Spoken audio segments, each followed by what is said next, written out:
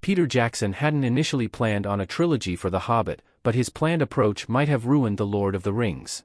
The famed director made it big with his screen adaptations of author J.R.R. Tolkien's works when he was still relatively new to the game, and The Lord of the Rings films will forever be his legacy. Unfortunately, Jackson's The Hobbit movies failed to make the same level of impact. Breaking Tolkien's novel into 3 full movies was an unpopular decision, but as it turns out, this hadn't been the director's initial plan. In an interview, via Screen Rant, Lord of the Rings actor John Rhys-Davies discussed how new Peter Jackson was to the game when he was cast to play Gimli in the director's Fellowship of the Ring movie. This had led Rhys-Davies to believe that the 2003 movie would be a flop, leaving the next 2 to go either unmade or released directly to video. Of course, he couldn't have been more wrong. Jackson's Lord of the Rings movie trilogy was a massive hit, but Rhys-Davies wasn't the only one with doubts. The director had to work hard to get a trilogy made, and his original pitch was very different. Peter Jackson almost made The Hobbit before Lord of the Rings. Bilbo Baggins from the Hobbit trilogy above a blurred poster for Lord of the Rings. Jackson made his Lord of the Rings movies with New Line Cinema, whose executives were eager to see Tolkien's Fellowship of the Ring, The Two Towers, and The Return of the King, each made into their own movie.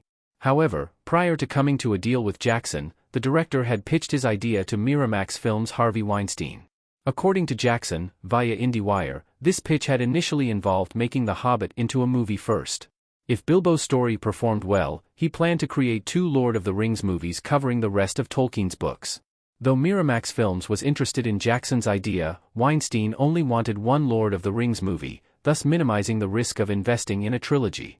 Unhappy with this idea, Jackson began taking his ideas to other production companies until New Line Cinema agreed with the director's plan for 3 movies.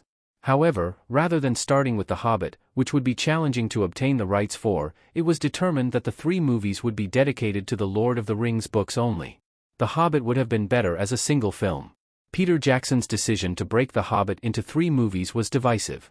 The Hobbit movies were technically massive successes, bringing in a combined $2.92 billion at the global box office. However, critically, the trilogy's success is far more debatable.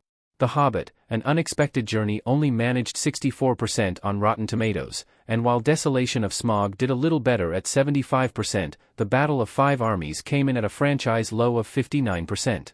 Many of the lower reviews from critics cite a similar problem. Jackson's The Hobbit trilogy was overly bloated with needless content.